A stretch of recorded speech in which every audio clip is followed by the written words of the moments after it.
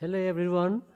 आज फिर से एक नया टॉपिक लेकर के आए हूँ। मैं महेश कुमार, न्यू मंथन क्लासेस के ऑनलाइन चैनल पर। और आज प्रतिभा दर्पण का जो नवंबर का जो अंक है उसका एमसीक्यू है।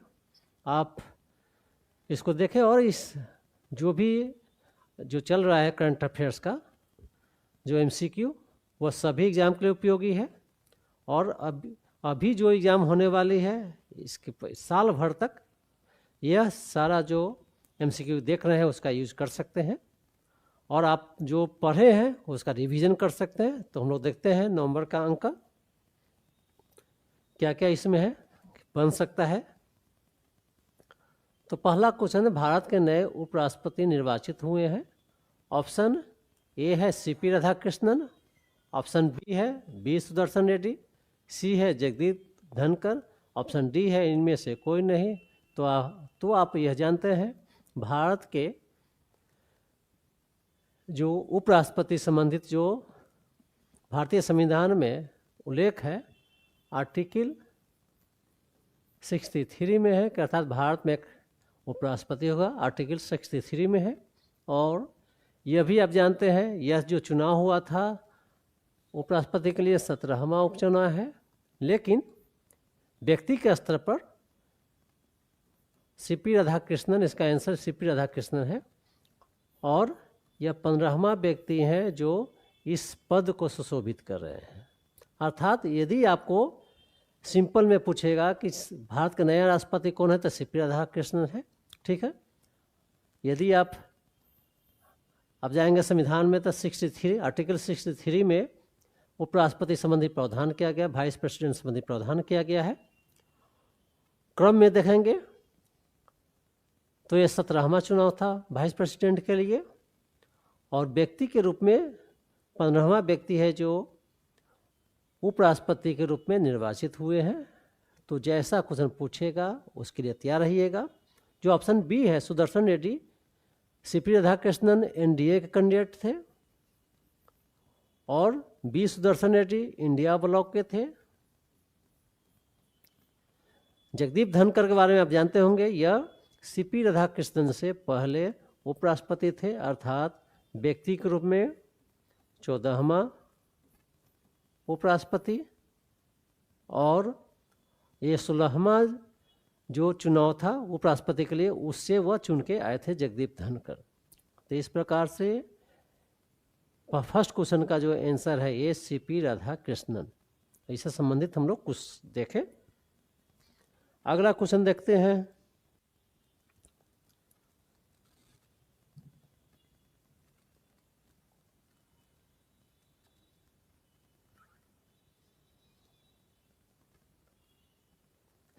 क्वेश्चन नंबर 2 है, 16वें तीनों सेनाओं के संयुक्त कमांडर सम्मेलन का आयोजन कहाँ हुआ था। ऑप्शन ए है कोलकाता, ऑप्शन बी है मुंबई, ऑप्शन सी है चेन्नई, ऑप्शन डी है विशाखापत्तनम।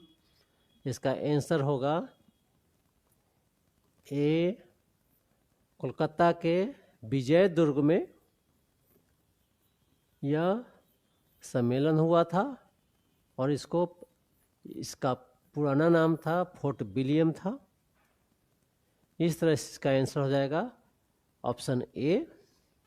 अगला क्वेश्चन देखें आप। 16वें तीनों सेनाओं के संयुक्त कमांडरों के सम्मेलन का थीम क्या है।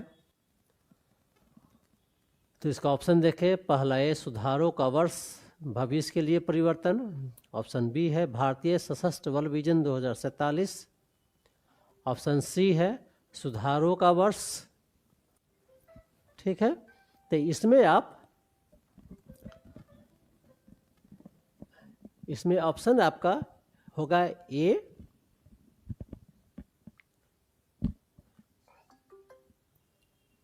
ऑप्शन ए है इसका आंसर, ऑप्शन ए है। और ऑप्शन बी है भारतीय सशस्त्र बल विजन 2047। यह एक डॉक्यूमेंट्स है, इसके माध्यम से तीनों सेनाओं को आत्मनिर्भर बनाने का है, नवाचार से जोड़ने का है। आपसे पूछेगा कि भारतीय सशस्त्र बल विजन 2047 का क्या है, क्या विषय है। इस तरह से यह नवाचार और भारतीय सशस्त्र बल को आत्मनिर्भर बनाने का इसमें उद्देश्य रखा गया है। ऑप्शन सी जो सुधारों का वर्ष है, हमारे प्रधानमंत्री जी ने 2025 को रक्षा क्षेत्र को सुधारों का वर्ष कहा है। तो इस तरह से तीनों ऑप्शन को हम लोग देखें। अगला क्वेश्चन देखते हैं हम लोग हैं ऑप्शन 4 है INS अरावली के संबंध में सत्य है। यह एक नौसैनिक अड्डा है। यह गुरुग्राम में स्थित है। यह नौसेना के सभी सूचना एवं संचार केंद्रों से डाटा एकत्रित करना तथा विश्लेषण करना। ऑप्शन डी इनमें से सभी। तो इसका आंसर होगा ऑप्शन डी।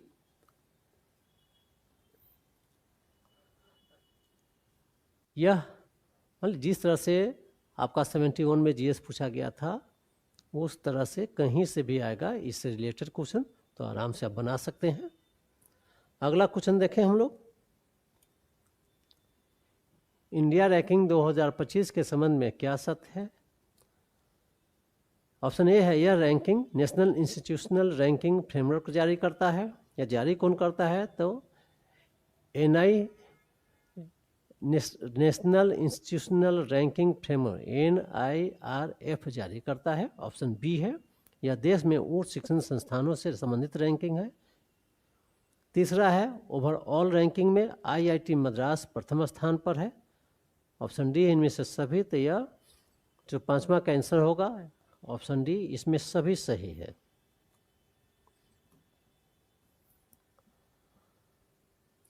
अगला क्वेश्चन देखें हम लोग। QS रैंकिंग 2026 के संबंध में सत्य है। ऑप्शन ए है यह क्वारेली साइमंड्स नामक एजेंसी जारी करती है। यह लंदन स्थित एक संस्थान है। ऑप्शन सी है यह प्रबंधन से संबंधित रैंकिंग है। ऑप्शन डी है इनमें से सभी। इसका आंसर हो जाएगा इनमें से सभी। यह अर्थात QR जो रैंकिंग है वह आपका QS रैंकिंग से संबंधित कुछ भी रहेगा तो यहाँ से आप इतना याद रखते हैं तो सब बन जाएगा।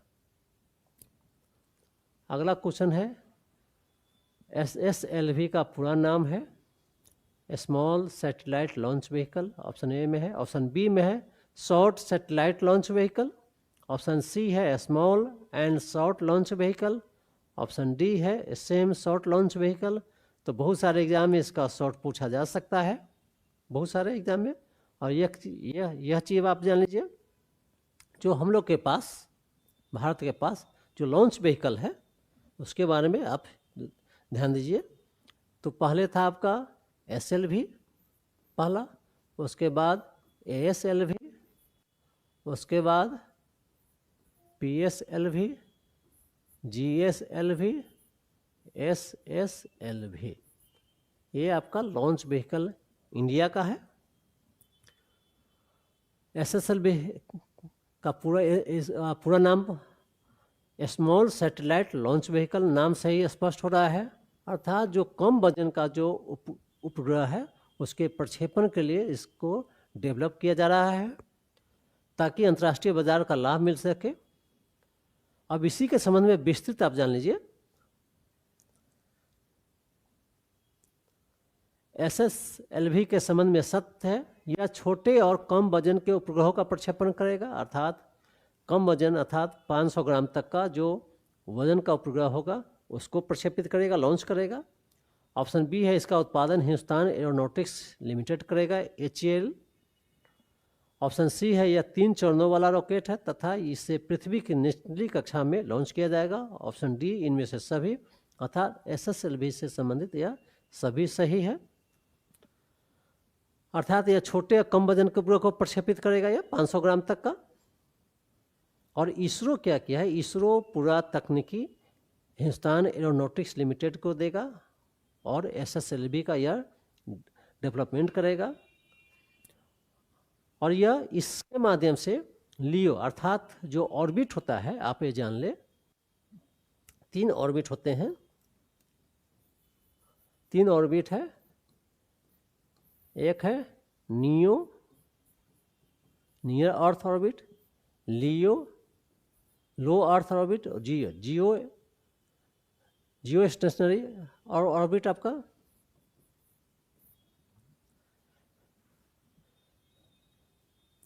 GSO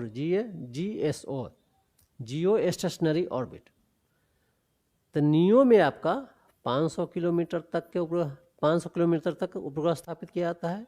लियो में आपका 500 से 1000 किलोमीटर तक इसकी दूरी होती है।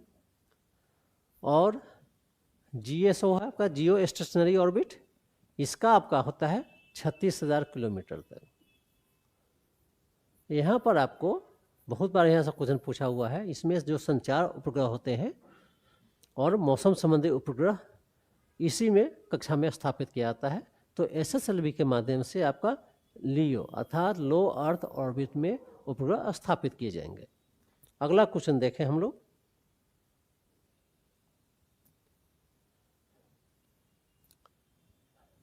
समुद्र प्रदक्षिणा अभियान 11 सितंबर 2025 के संबंध में क्या सत्य है? यह तीनों सेनाओं के 10 महिला अधिकारियों का दल है, ठीक है। दूसरा है, यह तीनों सेनाओं के 10 महिला अधिकारियों का दल है। ऑप्शन बी है, इसकी शुरुआत 11 सितंबर 2025 को मुंबई से शुरू हुई। ऑप्शन सी है, इसका उद्देश्य समुद्री मार्ग से विश्व भ्रमण करना है। ऑप्शन डी है, इनमें से सभी। तो आंसर हो जाएगा डी। इसमें तीनों सेनाओं के 10 महिला अधिकारी को शामिल किया गया है और यह समुद्र मार्ग से पूरे विश्व का भ्रमण करेगी और इसका नाम दिया गया है समुद्र प्रदक्षिणा अभियान। तो शुरू है 11 सितंबर 2025 से। यदि कॉन्सेप्ट में देगा तो इस तरह से देगा। और इसी से संबंधित अगला क्वेश्चन है क्वेश्चन नंबर 10। समुद्र प्रदक्षिणा में इनमें से कौन सा पोत शामिल है? अर्थात जो समुद्र प्रदक्षिणा अभियान है उसमें कौन सा पोत शामिल होगा? ए में है IASB त्रिवेणी, ऑप्शन बी है विक्रांत, ऑप्शन सी है अरिहंत, ऑप्शन डी है आंध्रोत। ये इसका आंसर है IASB त्रिवेणी शामिल हो रहा है। विक्रांत जानते हैं कि विमान वाहक पोत है। अरिहंत हमारा भारत का प्रथम स्वदेशी पनडुब्बी है। आंध्रोत ये हमारा दूसरा एंटी सबमरीन है। आंध्रोत यह पूछ सकता है, इस तरह से पूछा गया है क्वेश्चन। अगला क्वेश्चन देखते हैं हम लोग है, ज्ञान भारतम मिशन का उद्देश्य क्या है? तो पहला ऑप्शन है भारत में ज्ञान का प्रसार करना। दूसरा है प्राचीन पांडुलिपियों को नई पीढ़ी के लिए सुरक्षित करना। ऑप्शन सी है उच्च शिक्षा को बढ़ावा देना। ऑप्शन डी है इनमें से कोई नहीं। तो इसका आंसर होगा बी, अर्थात जो प्राचीन पांडुलिपि है को वर्तमान में सुरक्षित करना और नई पीढ़ी के लिए उसको भी बचाए रखना है। अगला क्वेश्चन देखें हम लोग है, तेजस LCA MK-1A किस लड़ाकू विमान का स्थान लेगा? ऑप्शन ए है मिग, ऑप्शन बी है सुरखोई, ऑप्शन सी है राफेल, ऑप्शन डी है इनमें से कोई नहीं। तो यह जो तेजस लाइट कम्बैक्ट एयरक्राफ्ट है वह मिग का स्थान लेगा, अर्थात इसका आंसर बी है, ए है सॉरी। और मिग भी कहाँ से आया था? लिया गया था रूस से लिया गया था। सुरखोई भी रूस से लिया गया है।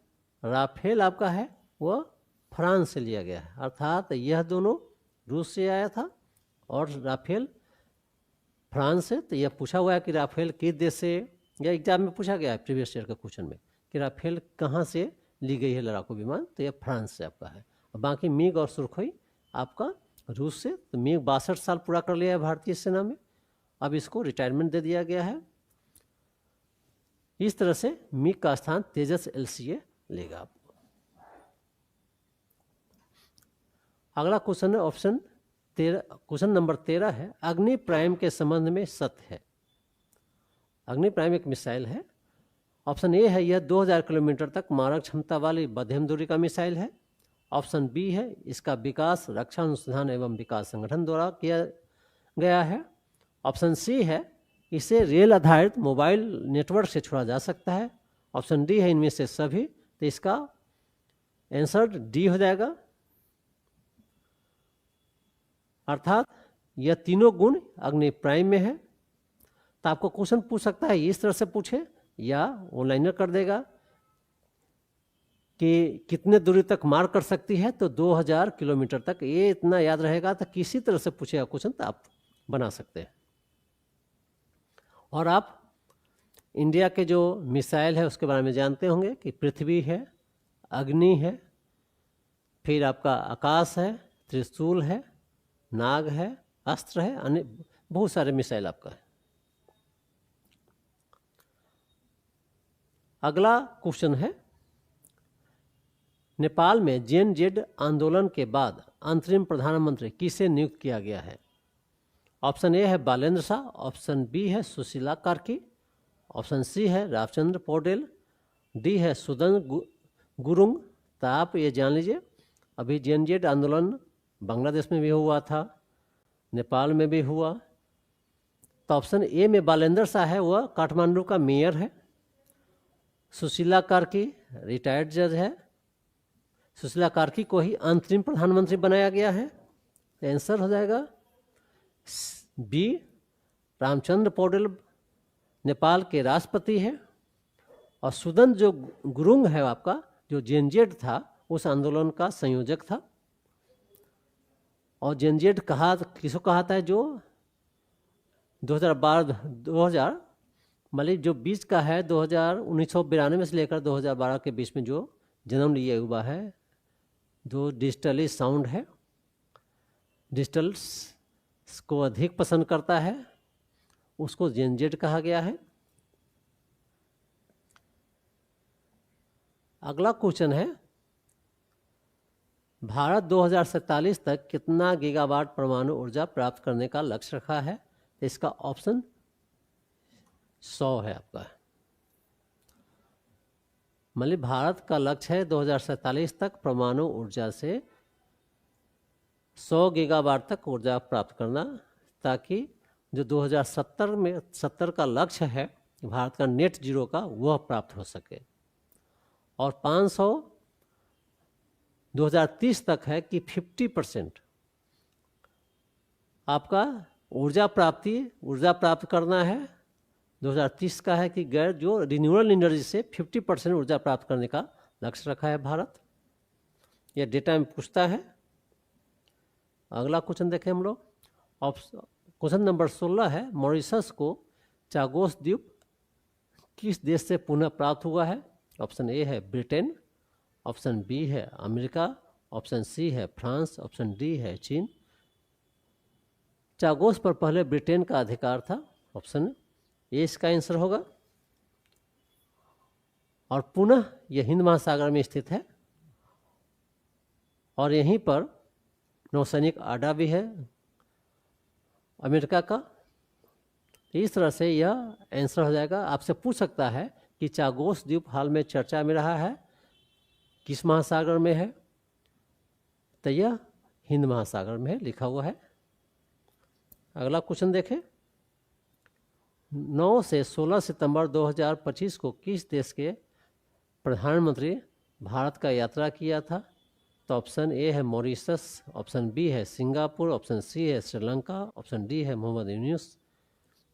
तो ऑप्शन इसका आंसर हो जाएगा मॉरिशस।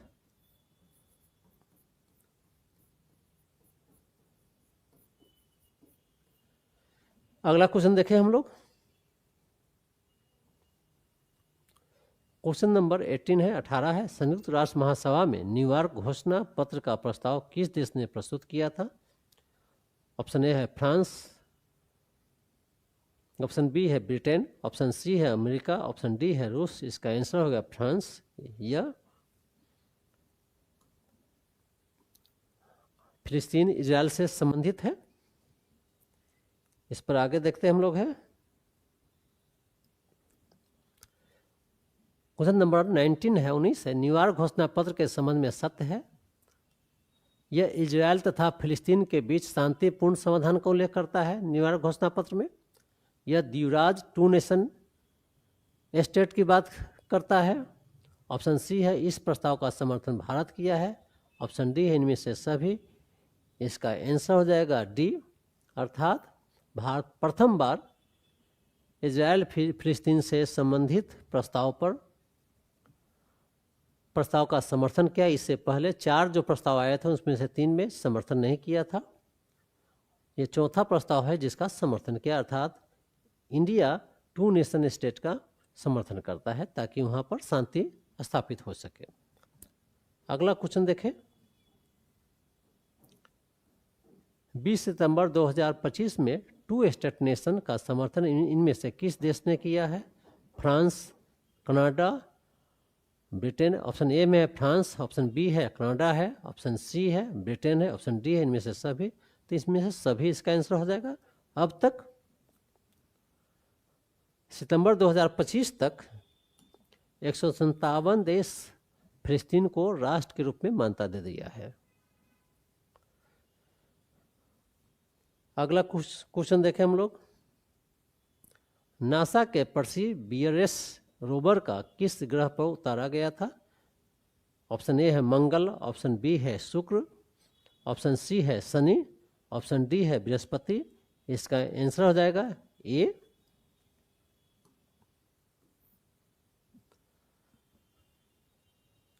अगला क्वेश्चन देखते हैं। क्वेश्चन नंबर 22 व्यापक आर्थिक और व्यापार समझौता सेटा भारत किस देश के साथ किया है? Comprehensive economic and trade agreement Bharat किसके साथ समझौता किया है? ऑप्शन ए है ब्रिटेन, ऑप्शन बी है फ्रांस, ऑप्शन सी है अमेरिका, ऑप्शन डी है चीन। तो यह ब्रिटेन के साथ किया है, अभी हाल में समझौता हुआ है। अगला क्वेश्चन देखें हम लोग। क्वेश्चन नंबर 23 है, भारत यूरोप के 4 देशों के साथ यूरोपीय मुक्त व्यापार संघ इफ्टा, European free trade association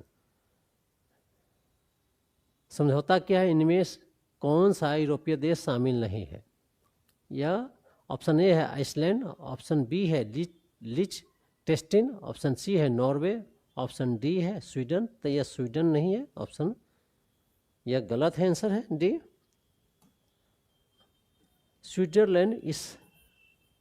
Switzerland इसमें 4 देश में शामिल है और इसमें यह प्रावधान किया गया है कि जो 4 देश है 15 वर्षों में भारत में $100 अरब का निवेश करेगा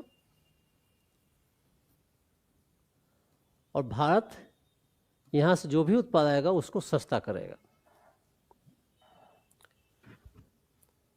अगला जो क्वेश्चन है, चौथी सेमीकॉन इंडिया 2025 किस आयोजन से संबंधित है? तो पहला है सेमीकंडक्टर एवं इलेक्ट्रॉनिक्स, दूसरा है इलेक्ट्रिक व्हीकल, ऑप्शन सी है एयर शो, ऑप्शन डी है इनमें से कोई नहीं, अर्थात इसका आंसर हो जाएगा ए। और यह सितंबर 2025 में यह सम्मेलन हुआ था। यह सेमीकंडक्टर से संबंधित था, सेमीकंडक्टर विकास से संबंधित था। अगला क्वेश्चन नंबर 25 है, विक्रम 3201 क्या है?